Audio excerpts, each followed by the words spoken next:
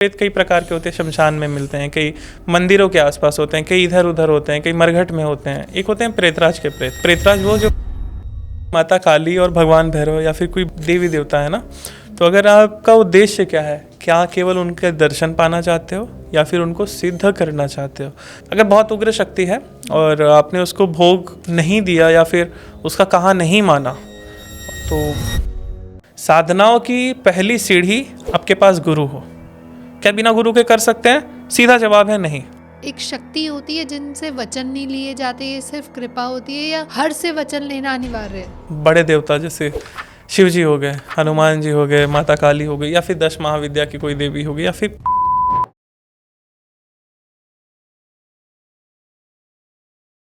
तंत्र और साधना की राह पे चलने वालों के लिए सबसे ज्यादा इम्पोर्टेंट कौन सा वर्ड है? दैट इज वचन। जब एक वचन लिया जाता है किसी भी एंटिटी, किसी भी शक्ति से, चाहे वो देवी की हो, चाहे वो उग्र साधना की हो, या फिर कोई भी नेगेटिव एंटिटी की अगर आपने साधना करी हो, तो वचन उसमें बहुत इम्पॉर्टेंट रोल प्ले करते हैं। एक वचन ही होता है जो आपकी पूरी लाइफ को डिसाइड करता है, पूरी साधना को डिसाइड करता है। तो आज हम जानेंगे कि इस वचन का इतना महत्व क्यों है, और क्या बिना वचन के कोई साधना सिद्ध हो सकती है, और क्या बिना वचन के कोई साधना सेफ होती भी है या नहीं, और बिना गुरु के ये वचन लेना क्या ये सेफ है?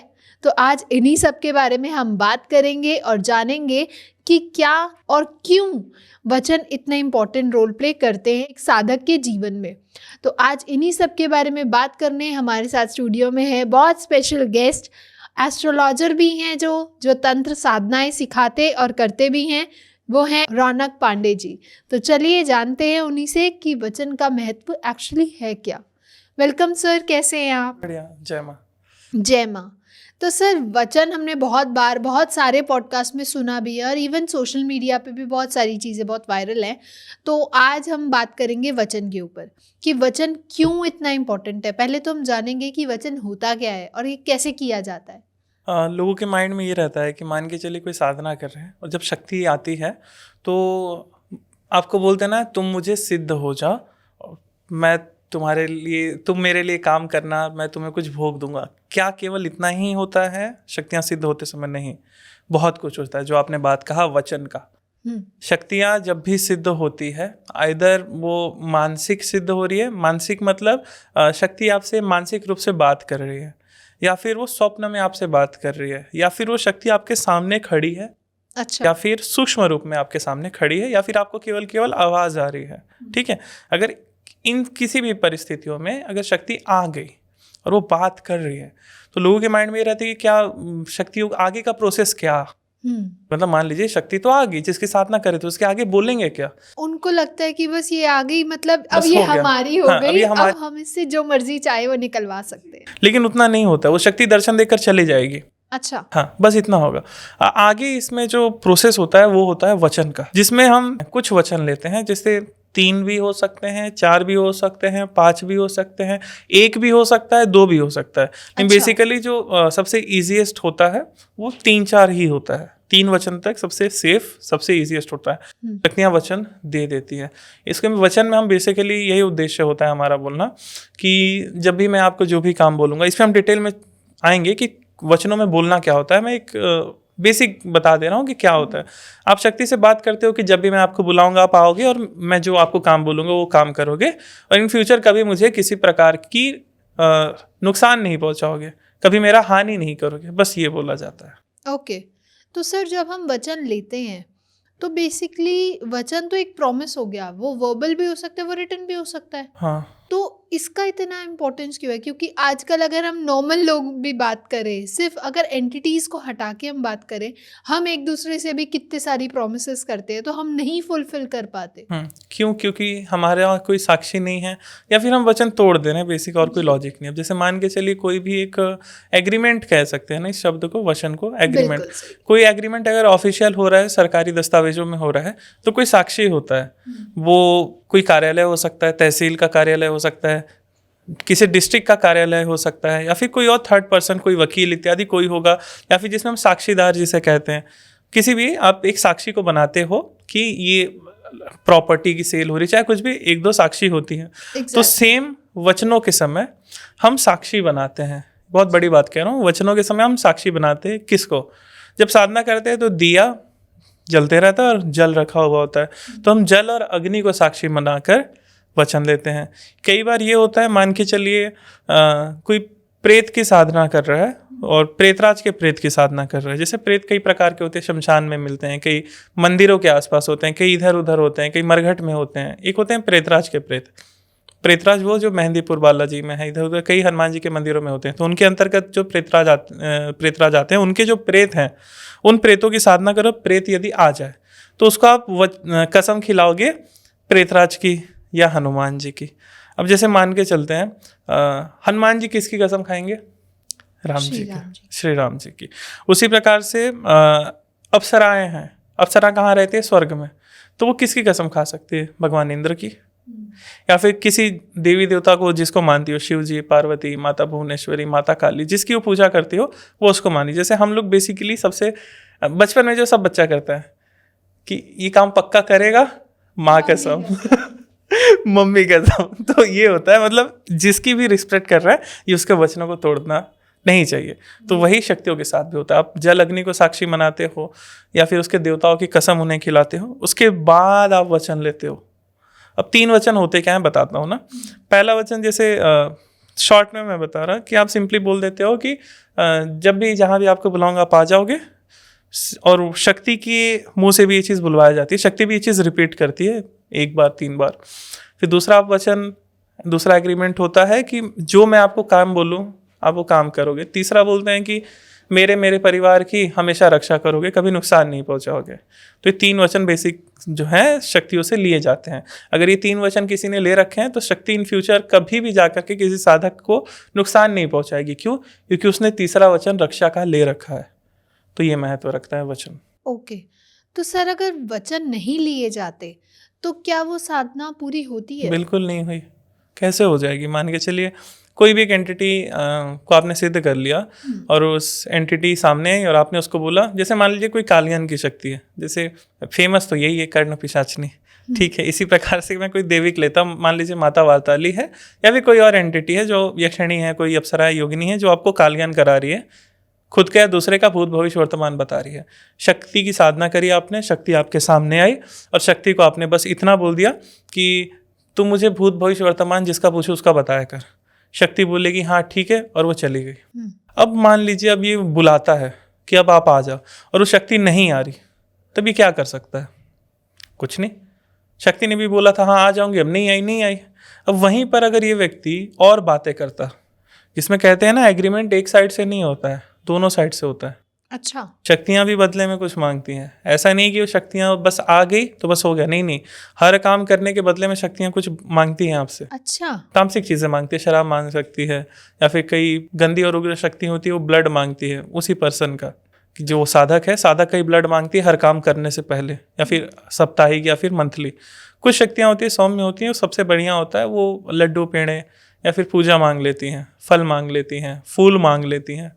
तो जैसे मन्नत जो हम चढ़ाते हैं, जैसे देवियों के मंदिर में या फिर कहीं भी हम मन्नत मांगते हैं ना कि माता मेरा ये वाला काम प्लीज़ कर दीजिए, तो मैं आपको श्रृंगार का सामान भेंट करूँगी, 51 नारियल चढ़ाऊँगा। ये वही है कि एंटिटी देवी देवता ने आपका काम किया और बदले में आपने उनको उनका भोग दिया। अब एक और चीज़ सुनने में आता है कि मन्नत अगर पूरी नहीं करी जाती है तो निगेटिव इम्पैक्ट होने लग जाता है उसका। वही कंसेप्ट चलता है शक्तियाँ जब सिद्ध होती है। शक्तियाँ जब सिद्ध होती हैं तो जैसे आपने 3 वचन 4 वचन ले लिए, शक्तियाँ भी वचन लेती हैं। और वो क्या क्या हो सकते हैं? वो ये हो सकता है कि तू मुझे मिनिमम 5 साल तक रखेगा अपने साथ। अच्छा। या फिर जब भी तू कोई काम कराएगा तो मुझे उस काम कराने के बाद भोग देगा, या फिर XYZ सामग्री देगा, चाहे कुछ भी देगा, वो आपको उससे डिस्कस करना पड़ता है, ठीक है। उसी टाइम होगा शक्तियों के सामने। तुम मुझसे कभी गलत प्रकार के कार्य नहीं कराएगा, ये सारा कुछ शक्तियाँ बताती है। जैसे मैं कभी किसी को मारूंगी नहीं, किसी का नुकसान नहीं करूंगी, बस अच्छे काम करूंगी। तो कई सौम्य शक्तियाँ ऐसा भी बोल देती है। बस ये होता है वचन का कंसेप्ट। ओके, तो मतलब दोनों तरीके से, दोनों साइड से वचन लेना बहुत इंपॉर्टेंट होता है। देखिए आप तो वचन दे रहे हो ना, वो शक्ति खुद से बोल देती है, वचन लेती है वो। कि जैसे ठीक है काम कर तो दूंगी लेकिन तुम मुझे भोग क्या दोगे। हम्म, फिर बोले भोग क्या लोगे। तो फिर शक्ति बोलती कि मान के एक एग्जाम्पल लेते हैं, एक लड्डू। तो शक्ति बोलती कि मैं 10 लड्डू लूँगी, हर तेरे काम करने के बाद मुझे लड्डू चाहिए। अब इसमें ना कई बार शक्तियाँ खेल भी जाती है, इसलिए ये साधक के लिए कह सकते हैं चेतावनी है कि साधक साधिका को ध्यान रखना चाहिए। क्या मान लीजिए एक शक्ति ने बोल दिया मैं लड्डू का भोग तू मुझे देना, हम्म, कितना क्वांटिटी अगर डिसाइड नहीं हुआ, अगर आपने ये बोल दिया कि पेट भर के, तुम्हारा पेट भर के मैं तुम्हें लड्डू खिलाऊंगा, शक्तियों का पेट नहीं भरता, सूक्ष्म होती हैं उनका पेट नहीं भरता। अब ये साधक उसका पेट भर नहीं पाएगा और उसका काम तो हो गया, अब साधक उसका पेट भर नहीं पाया, अब शक्ति यहाँ पे खेलेगी। अब इस समय जा कर के निगेटिव इम्पैक्ट होता है। हाँ, कि जैसे अब शक्ति ने बोला था कि अगर तू मुझे अगर भोग नहीं देगा तो मैं ऐसा ऐसा कर दूंगी, तेरा बुरा बुरा कर दूंगी, तो उसके साथ बुरा होने लग जाएगा। बस यही है, इसलिए ध्यान देना चाहिए कि भोग पूजा चाहे जो भी शक्ति बदले में आपके मांग रही है, आपके सिद्ध होने के बदले में मांग रही है।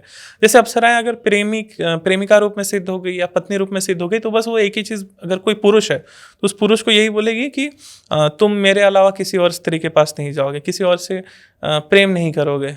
ये उसके वचन हो जाते हैं, ऐसा होता है। ओके। तो सर जैसे कि अभी आपने कहा कि जो एंटिटी है वो भी खेल जाती है, उनकी वचनों पे बहुत ध्यान देना चाहिए, लेकिन एक नॉर्मल इंसान की आदत होती है ना, हाँ हाँ कर लेंगे, अच्छा ठीक है जो तुम कहो वो ठीक है, या फिर हाँ ठीक है सब ओके है, जो तुम कहो वो मेरे को पहले ही, तुम वचन बाद में बता देना लेकिन मेरे को सारे मंजूर है। लोग बहुत एक्साइटेड होके वो वचन दे जाते हैं, तो क्या उनका नुकसान उन्हें कैसे भुगतान होता है? ऐसा अगर कर रहे हो तो 110% नुकसान होगा, होगा ही होगा, कोई ऑप्शन नहीं, कोई नहीं बचा पाएगा, क्योंकि वचन आपने ले लिया है ना। मान के चलिए शक्ति ने बोल दिया, जैसे यही एग्जांपल लेते हैं कि शक्ति ने बोल दिया कि चल तू मुझे पेट भर भोजन कराना, तो इसने बोल दिया हाँ हाँ भोजन करवाऊंगा लेकिन तू मेरा काम कर देना जो बोलूँगा। अब पर्सन का काम उसने कर दिया, अब बात आई अब भोग देने की, अब उसका पेट भर नहीं रहा है, अब ये वचन तोड़ दिया, अब यहाँ से वो शक्ति खेलना शुरू करेगी, निगेटिव इम्पैक्ट करना शुरू करेगी। इसीलिए गुरु के मार्गदर्शन में ही साधना करनी चाहिए, क्योंकि ये छोटी छोटी चीज़ें होती है। कई बार शक्तियाँ खेल जाती हैं या फिर वचन नहीं दे रही होती। मान के चलिए 2-3 वचन दे दिया, जैसे पहले के 2 दे दे कि हाँ जब बुलाएगा, जब बुलाओगे तब आऊँगी, जो बोलोगे वो करूँगी। रक्षा का वचन शक्तियाँ नहीं देती हैं, तो कई बार कॉल पे भी हम लोग वचन दिलाते, मतलब मान लीजिए शक्ति आ गई है, इधर साधा कॉल कर रहे हैं कि गुरुजी इतने वचन हुए, अब ये वचन नहीं दे रही है रक्षा का, तो रक्षा का वचन दिलवा दिए। कभी भोग क्लियर नहीं हुआ है तो कॉल पे हमने भोग क्लियर करवा दिया कि इतना पूछो। क्वांटिटी बहुत ही ध्यान देना चाहिए। तंत्र में छोटी छोटी साधनाओं में छोटी छोटी चीज़ों का विशेष ध्यान देना चाहिए कि आपको 3 रक्षा का वचन ज़रूर लेना ही लेना है, कि एटलीस्ट प्रोटेक्शन तो, भले कुछ काम ना हो लेकिन इन फ्यूचर उस शक्ति से आपको कुछ नेगेटिव इम्पैक्ट ना हो आपके लाइफ में। बड़ा ही छोटा सा चीज़ है जिसको आपको बस ध्यान में रखना है। नाम में ही बहुत छोटी सी चीज़ है कि वचन। वचन होता ही क्या है? अगर नॉर्मल लोग भी जाने तो वचन, अरे कुछ नहीं यार हम कर लेंगे, हम देख लेंगे। और नहीं, वचन इंसान ही तोड़ते हैं, मतलब देखा जाए तो Exactly. शक्तियाँ नहीं तोड़ती हैं। अच्छा। मान लीजिए अगर मैं किसी को बोलूँ कि तुम इस जल को, अग्नि को साक्षी मान करके मुझे वचन दे दो, तो देखा जाए तो हम उतनी वैल्यू नहीं करते हैं जल की, अग्नि की। अगर कर रहे होते तो मतलब ये हालत थोड़ी होती, इतना पॉल्यूशन है, सब चीज़ है, उतनी हम केयर नहीं करते हैं। लेकिन शक्तियाँ ध्यान देती हैं, शक्तियाँ देवी देवताओं की भी रिस्पेक्ट करती हैं। उनके रिस्पेक्ट के इस पे, जैसे मान के चलिए हम बहुत कम लोगों की भी रिस्पेक्ट करते हैं लाइफ में, जैसे जिसकी रिस्पेक्ट करते हैं हम उसकी सच्ची कसम खाते हैं, जैसे अपनी माता की, फैमिली की, वाइफ की, हस्बैंड की। तो बस वही शक्तियाँ अपने आराध्य, अपने इष्ट की बहुत रिस्पेक्ट करती है। मान के चलिए कोई प्रेत है और वो माता काली का भक्त है, प्रेत मतलब एक आत्मा है और वो माता काली का भक्त है, और उसको आपने जब सिद्ध किया तो उसको अगर आपने माता काली की कसम खिला दी तो बस वो कभी भी आपका वचन नहीं तोड़ेगा, लाइफ टाइम कभी नहीं तोड़ेगा। लेकिन आप तोड़ सकते हो। मान के चलिए आपने कैसे तोड़ा, मान के चलिए वो अगर वचन नहीं तोड़ेगा तो उसके साथ निगेटिव होगा, अगर आपने वचन तोड़ दिया तो शक्ति ही आप बैठी आपका निगेटिव करने के लिए। अभी आपने मेंशन किया था कि गुरु का मार्गदर्शन होना बहुत इम्पोर्टेंट है, तो गुरु के सामने वचन होना भी क्या इम्पोर्टेंट है? गुरु के सामने नहीं, मान के चलिए जब आप साधना कर रहे होते हो तो उससे पहले आप गुरु से बात कर ही लेते हो। बेसिकली जैसे जब हम सिखाते हैं अपने शिष्यों को, तो हम पहले ये सारा पार्ट हम क्लियर कर देते हैं पढ़ा करके कि शक्ति जब आएगी आपके सामने तो आपको इस प्रकार से ये वचन लेने हैं, इन शक्तियों में ये वचन लेना है, मतलब निगेटिव शक्तियों में ये वचन लेना है, और देवी देवताओं में या फिर कुछ अच्छी शक्तियों में, सौम्य शक्तियों में, ऐसे उग्र शक्तियों में रक्षा का वचन लेना बहुत ज़रूरी होता है। अगर आप जिन्नों की या फिर और मुंजा खबीस ऐसे उग्र शक्तियों की अगर आप साधना करते हैं तो उसमें आपको वचन लेना रक्षा का स्पेशली वो बहुत ही ज़्यादा मैंडेटरी हो जाता है। अदरवाइज शक्ति कभी भी आपके साथ बुरा कर सकती है। सौम्य शक्तियाँ बुरा नहीं करती, लेकिन फिर भी हम वचन ले लेते हैं, मतलब सेफर साइड रहते हैं कि सेफ रहें, कोई प्रॉब्लम ना हो। ये सारा कुछ हम पहले सिखा देते हैं। और साधना से पहले भी जैसे साधक साधिका बात कर ही लेते हैं ना, बता ही देते हैं कि गुरुजी आज ये XYZ साधना कर रहे हैं, पता चल जाता है। मान के चलिए कोई एक पर्सन है अप्सरा की साधना कर रहा है और अप्सरा उसको अनुभव दे रही है, पायल की आवाज़ आ रही है, कभी खुशबू आ रही है, कभी साड़ी की झलक दिखी, ऐसा कुछ हुआ, और पता चल जाता है कि हाँ कुछ दिन में और पूरी आ जाएगी, अभी कंप्लीट दर्शन नहीं दे रही, एक समय कंप्लीट दर्शन देगी। तो उस समय ना साधक अपना फूल माला ये सारा कुछ लेकर के बैठे रहते हैं कि आज नहीं आई तो कल आएगी, तो तैयार रहते हैं कि जब आए तो उसको माला पहनाकर, उसको श्रृंगार का सामान दे करके उससे वचन लेते हैं उस प्रकार से। तो उससे पहले हमसे बात हो ही जाती है, तो हम साधकों को बता देते हैं कि आप आज वचन ले लेना, शक्ति आती है तो कैसे लेना, क्या लेना। कई बार अगर सौम्य शक्ति है ना जिसमें रक्षा या फिर सेफ्टी का कोई टेंशन नहीं रहता, शक्ति बुरा नहीं करती है, तो उसमें हम ऐसा भी ले सकते हैं कि 2 वचन हमने अभी लिए और 1 वचन हम छोड़ दे रहे हैं, 1 वचन हम बाद में लेंगे समय आने पे। जैसे वो राजा दशरथ ने माता कैकेयी को दिया था ना कि तुम मांगो, तुम क्या मांगना चाहते हो, तो कैकेयी माता ने कहा था कि समय आने पर मांगूंगी, तो वक्त आने पर उन्होंने राम जी का 14 साल का वनवास मांग लिया था। तो बस वैसा ही शक्तियों में होता है। ओके, तो क्या गुरु को अपने वचन बताना क्या ये अनिवार्य होता है या बिना गुरु के वचन करना ये सही है? और देखिए गुरु के बिना तो मतलब आप साधना ही नहीं कर पाओगे ना, साधना ही सिद्ध नहीं होगी आपको, मतलब कोई शक्ति आपको सिद्धि नहीं होगी, या फिर जो भी आप मंत्र सिद्ध करें या फिर कार्य सिद्ध, कुछ भी आप अनुष्ठान उठा रहे हो, साधना कर रहे हो, मंत्र जाप कर रहे हो, सिद्ध होगा ही नहीं। स्पेशली अगर आप तंत्र में कर रहे हो तो कुछ भी नहीं है। तंत्र में बहुत चीज़ों की छूट है, जैसे साधनाएं लंबी नहीं होती, मेहनत कम लगती है, समय कम लगता है। मतलब देखा जाए जो वैदिक विधान, पौराणिक विधान है, उसके अनुसार तंत्र से रिजल्ट जल्दी आता है। अच्छा, लेकिन इसमें बस एक ही चीज़ का महत्व है कि आपके पास गुरु होना चाहिए। साधनाओं की पहली सीढ़ी आपके पास गुरु हो। क्या बिना गुरु के कर सकते हैं? सीधा जवाब है नहीं। सारा कुछ, क्योंकि पीछे एक गार्जियन आपका खड़ा होना चाहिए। शक्तियाँ जब आती है तो आपके गुरु से ही डरती है, कभी गुरु के नाम पे वो कभी आपको नुकसान नहीं करेगी। इसको पता है अगर मैंने इसका कुछ कर दिया तो इसका गुरु मुझे नहीं छोड़ेगा। तो इसलिए गुरु का रहना बहुत ही ज़्यादा अनिवार्य है। और अगर कोई साधक वचन छुपा ले अपने गुरु से तो उसका क्या नुकसान हो सकता है? गुरु से बाकायदा डिस्कशन हो जाता है कि ये वचन ले लिए हैं, ऐसा है वैसा। छुपा ले तब आगे का उसका जो होगा, मान के चलिए उसके साथ कोई बैड इम्पैक्ट होता है, झूठ तो बोल दिया, अब उसके साथ बैड इम्पैक्ट कुछ होता है, तब वही है कि अब गुरु का ध्यान नहीं रहेगा उस चीज़ पे।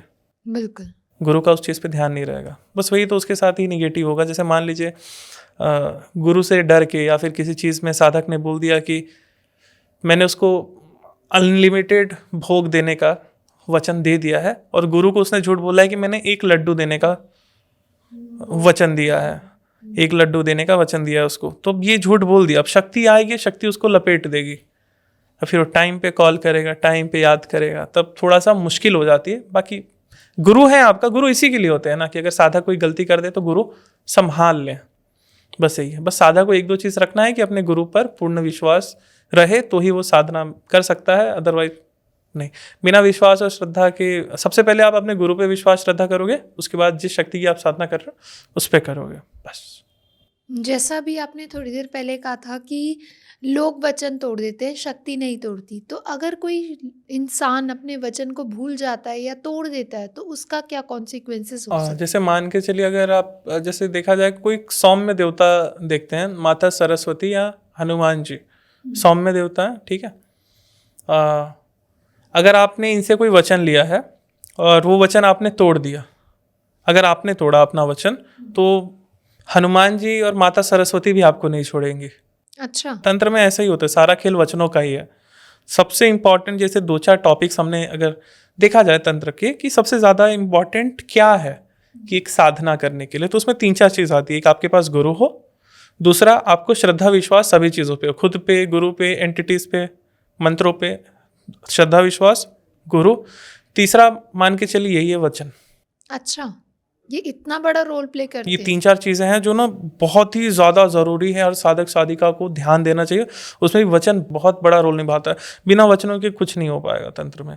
तो ये है। तो आपके एक्सपीरियंस में कभी ऐसा हुआ है कि किसी साधक ने आपके कोई वचन लिया हो किसी एंटिटी से और वो बीच में भूल गया हो या तोड़ दिया हो, और उसका क्या फल हुआ? ऐसा तो नहीं हुआ, लेकिन ये हुआ है कि भोग देना भूल गए हों। हाँ। तो जैसे ये हुआ कि जैसे शक्ति को बुला रहा है, शक्ति आ नहीं रही है, तो जैसे फ़ोन आया कि गुरुजी उसी शक्ति, जैसे XYZ एक शक्ति है, तो हम उस शक्ति का आवाहन कर रहे हैं, हमारा काम नहीं हो रहा है या फिर शक्ति आ नहीं रही है। तो फिर जैसे मैं उनसे पूछा कि तुमने भोग दिया था? बोला हाँ दिया था। बोला फिर की प्रॉब्लम हो रही। फिर जब मैंने चेक किया तब पता चला कि उन्होंने कोई काम कराया था और भोग नहीं दिया टाइम पे। तब उनको याद कराया मैं कि तुमने कोई काम करवाया था 3-4 दिन पहले, भोग नहीं दिया। तब बोले हाँ भोग देना भूल गया था। तुरंत भोग दिया, वापस से शक्ति चलना शुरू हो गई।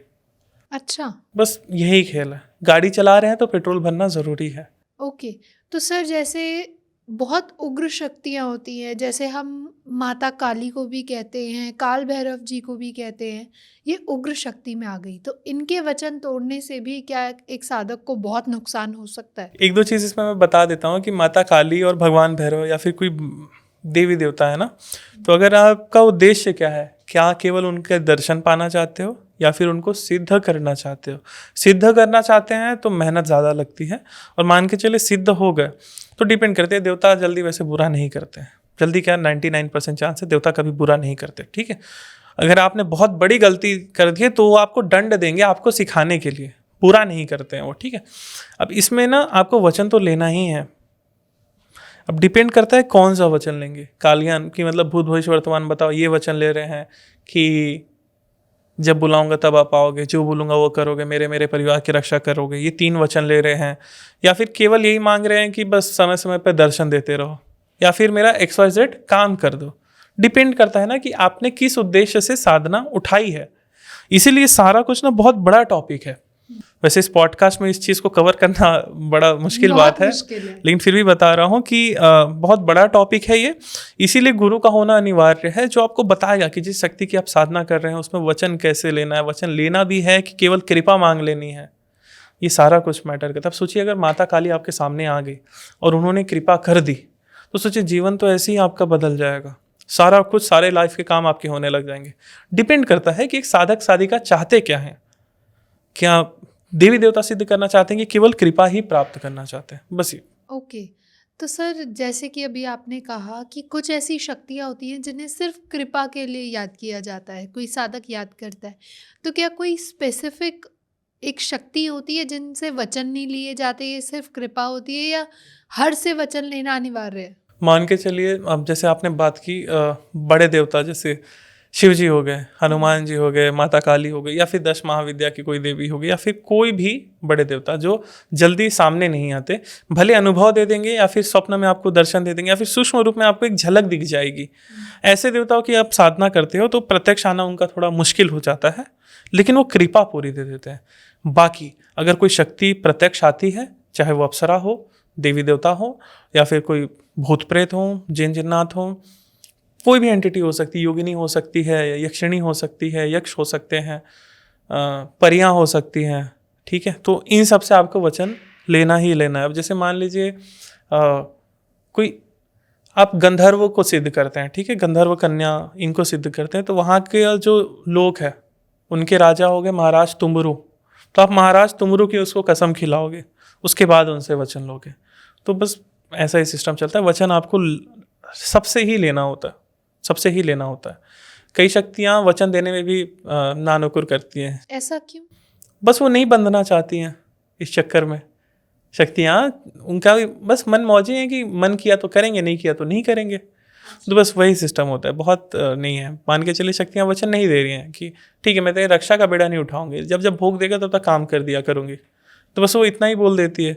तो अब यहाँ पर वहाँ पर आपको क्या दाव पेच खेलना है, क्या शक्ति से डिबेट करनी है, ये चीज़ हम पहले सिखा देते हैं साधक को। इसीलिए बस गुरु होना ज़रूरी है। तो अगर कोई साधक वचन तोड़ता है तो उसके जो इफेक्ट्स हैं वो तुरंत दिखने शुरू हो जाते हैं या फिर कुछ टाइम पीरियड के बाद स्टार्ट होते हैं? तुरंत, क्योंकि शक्तियाँ जब आपका काम तुरंत कर दे रही थी तो वो जो नेगेटिव इफेक्ट है वो भी तुरंत ही दिखाएगी, क्योंकि शक्तियाँ भोग चाह रही है और वो आपको दंड देना शुरू करेगी। ये तो दंड दे रही हैं, कई सारी उग्र शक्तियाँ होती हैं, वो मतलब कुछ भी हो सकता है, बुरे से बुरा हो सकता है। इवन आप अगर बहुत उग्र शक्ति है और आपने उसको भोग नहीं दिया या फिर उसका कहा नहीं माना तो जान भी जा सकती है। अच्छा, इतना एक्सट्रीम हो सकता इतना है? एक्सट्रीम भी हो सकता है, आपकी जान भी जा सकती है। बस सारा खेल वचनों का है। ओके। तो सर कोई आपकी केस स्टडी हो जहाँ पे कोई ऐसा केस आया हो जहाँ उन्होंने साधना तो उठाई बट वचन गलत कर दिए या फिर वचन तोड़ दिए, उनका इफेक्ट उनको आया हाँ, हो? बहुत सारा आया है। जैसे एक तो मजेदार का था, एक साधक को हमने शक्ति सिद्ध करे थे, उसको 4 वचन दिलाए थे। अच्छा। एक ये उपलब्धि थी। मतलब इस प्रकार से बहुत सारी चीजें हैं कि मतलब 3 वचन छोड़ करके हमने 4 वचन भी दिलाए थे अलग से। एक बार जैसे ना साधक आते हैं या तो बिना किसी गुरु के या फिर किसी गुरु से नॉर्मली कोई साधना लेकर के साधना करते हैं और वो साधना सक्सेस भी हो जाती है, कई बार ऐसा भी होता है। लेकिन वचन इनके गुरु ने इनको नहीं बताया था क्या होता है। तब वो आते हैं हमारे पास कि गुरुजी शक्ति हुआ है लेकिन मेरे लिए काम नहीं करती है, और जब मैं अपने गुरु के पास जा रहा हूँ तो बोल रहे हैं कि शक्ति तुझे सीधे काम करेगी, लेकिन ये मेरा काम ही नहीं कर रही है। बाद में जब उससे पूछे कि वचन लिया था आपने, बोले वचन में बस ये बोला था कि तुम मुझे सिद्ध हो जाओ।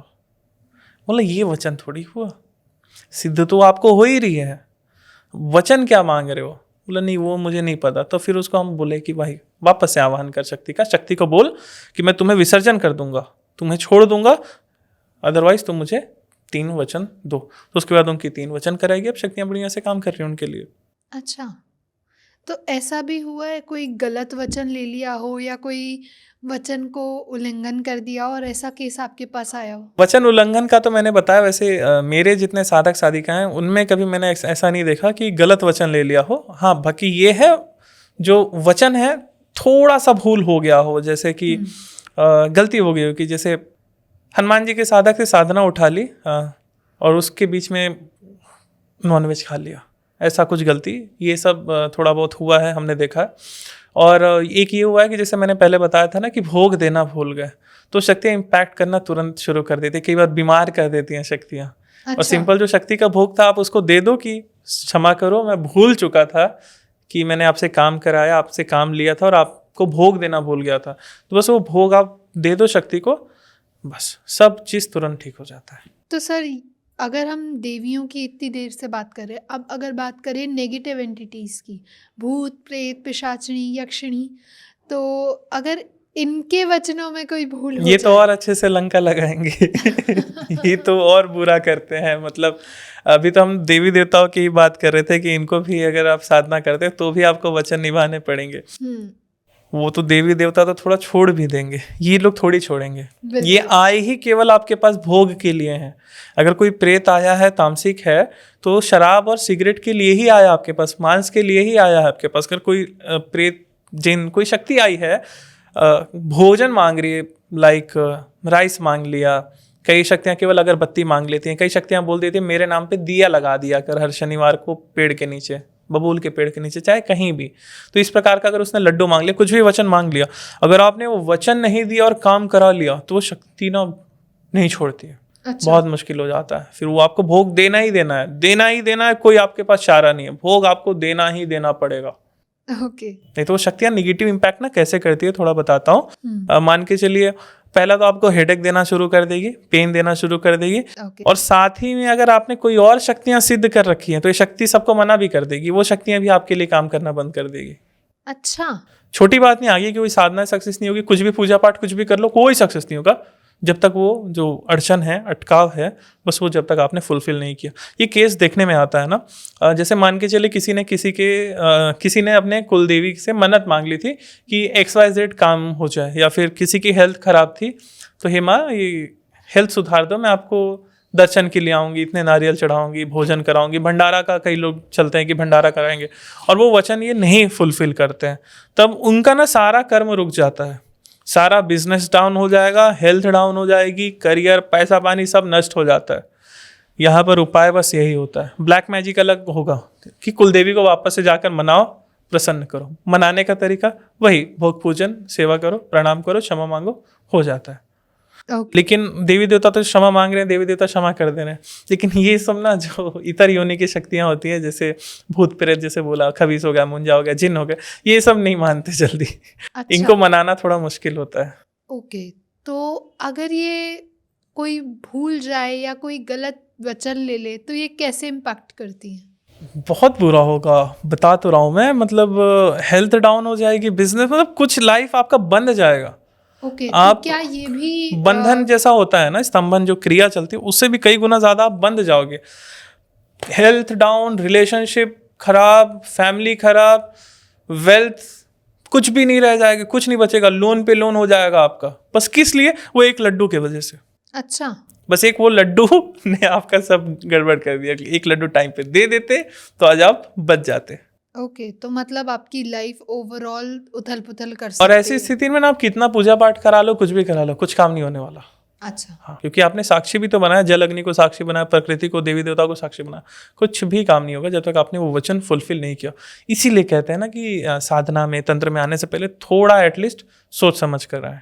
तो क्या वचन और कर्मों में कोई कनेक्शन होता है कि हम जब किसी को एक वचन देते हैं, किसी एंटिटी को वचन देते हैं, वहां से हमारा कार्मिक लूप स्टार्ट हो जाता है? बिल्कुल हो जाता है। मान के चलिए आपने शक्ति को वचन दे दिया और शक्ति ने बदले में आपको भी वचन दे दिया, एक्सेप्ट हो गया, एग्रीमेंट डन। अब दोनों एक दूसरे के कर्म फल के भागीदार बन जाते हैं। जैसे मान लीजिए आपने उससे कुछ काम करा दिया बुरा, ठीक है, लेकिन काम कराया किसने था? आपने। बदले में वो भोग ले रहा है, पैसा ले रहा है, मान के चलिए वो अपने चार्जेस ले रहा है वो काम करने के, और आपने उसे बुरा काम करा दिया, तो उस बुरे काम का रिजल्ट आपको मिलेगा। अच्छा, ठीक है, और वो जो एंटिटी है उसको भी कुछ मात्रा में मिलेगा। कई बार शक्तियां पहले ही कह देती हैं कि ये सारा कर्म तू झेलेगा, मैं नहीं झेलूंगी बुरे कर्म का। अच्छा कर्म करते हैं तो उसका पॉजिटिव मान के चलिए। आप अगर हीलिंग करते हो तो आपकी योनि बहुत अच्छी होगी आने वाली। योनि मतलब आपका कार्मिक स्ट्रक्चर बहुत बढ़िया होगा, तो नेक्स्ट जो आपका शरीर मिलेगा वो बहुत अच्छा मिलेगा। तो क्या गलत तरीके से लिया गया वचन भी नेगेटिव एंटिटीज को अट्रैक्ट करने का रीजन बन सकता है? हाँ, जैसे मान के चलिए, जैसे आपने शुरुआत में जो बात करी थी ना, उसी को बोल रहा हूँ कि उत्तेजना में या फिर ओवर कॉन्फिडेंस में आपका बस मान के चलिए एक काम था, आपका पैसों का ही काम था, चाहे XYZ कोई भी आपका कोई भी उग्र काम था, और वो काम कराने के लिए आपने ये साधना करी, शक्ति सिद्ध हुई, और शक्ति को आप कह रहे हो जैसे तुम मेरा ये वाला काम कर दो। शक्ति कह रही है ये भोग लूंगी, सोच समझ के बोल, तुम करो ना, मेरा काम बस कर दो, तुम मेरे पास पैसे बस लेके आ जाओ, मैं तुम्हें भोग दे दूंगा, तुम जो मांग रहे हो तुम्हें सब दे दूंगा, उससे कई गुना ज्यादा दे दूंगा। बस एक छोटे से काम कराने के चक्कर में काम हो गया। अब ये संतुष्ट, इसको लग रहा है संतुष्ट हो गया, फिर याद आएगा कि अरे शक्ति ने काम किया है, अब शक्ति मांग रही है भोग, जो जिसकी लिमिट, जिसकी क्वांटिटी डिसाइड नहीं थी, अभी बंदा फुलफिल नहीं कर पा रहा है। अब जितना पहले परेशान था उससे 100 गुना ज़्यादा वापस परेशान हो जाएगा, ये शक्ति इसको छोड़ेगी नहीं, तो इसलिए बहुत ध्यान देना पड़ता है। तो हमने वचनों की बात बहुत सारी कर ली, कैसे वचन लिए जाते हैं, क्या क्या वचन लेने चाहिए और कैसे वचन को निभाना चाहिए। अब सर, अगर कोई गलती से कोई गलत वचन हो गया हो तो उससे एग्जिट करने का क्या उपाय होता है? ये बड़ा मुश्किल है, इसके लिए ना गुरु से बात करते हैं। कई चीज़ें होती हैं, जैसे ना ये बताना नहीं चाहता मैं गुप्त, शक्ति का विसर्जन करना पड़ेगा। ओके, वचन हो गया है, शक्ति को मनाना पड़ेगा गुरु के सामने बैठ करके, या फिर जैसे आपके गुरु करवा रहे हो, जो भी विधि उन्होंने बताई है। इसीलिए ये चीज़ से बचने के लिए हम स्टार्टिंग के जो कुछ समय होता है, लगभग 20 दिन 30 दिन, इन समय ना हम साधना शुरू करने को अवॉइड करने को कहते हैं। ठीक है, साधना शुरू ना करें इतने समय। आपको जो विधि बताई गई, गुरु मंत्र है, आपकी पूजा पाठ है, जिससे आप स्ट्रांग होते हो, स्टेबल होते हो, और बीच में कुछ हम साधनाएं करवा देते हैं छोटी छोटी, जिसमें आधे घंटे का प्रयोग है, प्रोबेबिलिटी होती है 80-90% की शक्ति आपके सामने आ जाएगी। शक्ति के सामने आ जाती है तो आप सीख गए कि वचन कैसे लेना है। तो ये चीज़ ना प्रैक्टिस करते करते करते करते ही आती है। लेकिन फिर भी अगर गलती से आपने कोई गलत वचन दे दिया है, एग्जाम्पल लेके चलते हैं। गलत वचन में जैसे हम पूरे पॉडकास्ट में बात कर रहे हैं कि भोग की क्वांटिटी नहीं बताई, भोग की यदि क्वांटिटी नहीं बताई है, ठीक है। तो देखिए अगर शक्ति समझदार है, जैसे मान लीजिए क्वांटिटी नहीं बताई, शक्ति समझदार है तो शक्ति को बुलाइए वापस। पहला वचन आपने ले लिया है ना कि जब बुलाऊंगा तब आप आ जाओगे, शक्ति को बुलाइए वापस और उससे बोलिए कि जो मैं काम कराने के बाद आपको भोग देने वाला हूँ वो कितना देना है। अगर शक्ति समझदार है, अच्छी है, वैसे उतना दिक्कत नहीं होता है, इजीली हो जाएगा कि वो देखती कि 2 लड्डू दे देना, शक्ति बोले रहा ठीक है, नहीं तो आप डिसाइड कर लो, ठीक है 1 पाव लड्डू दूंगी, 2 लड्डू दूंगी, 1 लड्डू दूंगा, ऐसा करके आप क्लियर कर लो। शक्ति बोले नहीं, वचन तो हो चुके हैं, अब तुझे मेरा पेट भरना पड़ेगा या फिर ऐसा कुछ, तब उस समय आपको खेलना पड़ेगा। ये मतलब इतना भी आप अल्टीमेट लेवल की गलती तो नहीं करोगे ना कि मतलब हाँ पेट भर के खिलाऊंगा, ये तो नहीं ही बोलना। बाकी का आगे का कुछ होगा तो वो देख सकते हैं, आराम से देख सकते हैं, कोई बड़ा बात नहीं है। अगर एक्सट्रीम हो जाता है तो कुछ नहीं, शक्ति को विसर्जन करना पड़ जाता है। लेकिन ये गलती मत कर देना, कभी बोल देना कि मैं तुम्हें कभी छोड़ूंगा नहीं। अच्छा, हाँ, ये मत बोल देना, वरना उसके बाद थोड़ा और फंस जाते हैं। तो उसमें आपका जो गुरु होगा उसको बेचारे को बहुत मेहनत लग जाएगी शक्ति से टैकल करने में, उसको हटाने में, बस यही है। ओके, तो thank you so much sir, बहुत मज़ा आया। और जाते जाते जो नए साधक अपनी साधनाएं शुरू करना चाह रहे हैं तो उनके लिए आप क्या गाइडेंस देंगे कि कैसे वचन लेने चाहिए और क्या आप टिप्स देना चाहेंगे? कई सारे टिप्स दे रहा हूँ। सबसे ईजीएस्ट जो तरीका है वो है कि सबसे पहले आप अपने गुरु तलाश करें, ठीक है। गुरु से दीक्षा ले, गुरु जो आपको नियम बता रहे हैं वो करें। फिर धीरे धीरे ना, एकदम जल्दबाजी नहीं करनी है, सभी चीज़ों को समझे कि वचन क्या होते हैं, शक्तियाँ आती कैसे हैं, सुरक्षा घेरा हम कैसे लगाते हैं, खुद की प्रोटेक्शन कैसे करना है।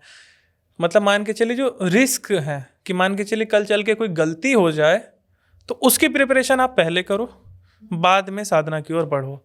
इसी के लिए हमने एक कोर्स निकाला है specially, secrets of Sadhana and Siddhi के नाम से, हमारे प्लेटफॉर्म पे। कह सकते हैं कि भारत में हम यही जो इस चीज़ को हम पढ़ा रहे हैं ऑनलाइन, ठीक है। तो आप वो कोर्स हमारा ज्वाइन कर सकते हैं। कोर्स ज्वाइन करके आपको हम पूरा हीलिंग से लेकर के साधना कैसे करते हैं, कैसे शक्तियाँ सिद्ध होती हैं, वो सारा कुछ हम उसमें आपको कंप्लीट सिखाते हैं। कोई भी घर बैठे बैठे कोर्स आराम से कर सकता है। तो आप ये चीज़ करिए, सबसे बेस्ट है। Okay, thank you so much sir, बहुत मज़ा आया आपसे जान के कि वचन का क्या महत्व है और कैसे उनको लिए जाते हैं और क्या नुकसान हमें हो सकते हैं। तो ऐसे ही हम मिलते रहेंगे नए नए टॉपिक्स के साथ और सीक्रेट्स के और अनलॉक करेंगे। तो थैंक यू एवरीवन। अगर आप लोगों को भी पसंद आया तो do not forget to like, share, comment and subscribe the channel.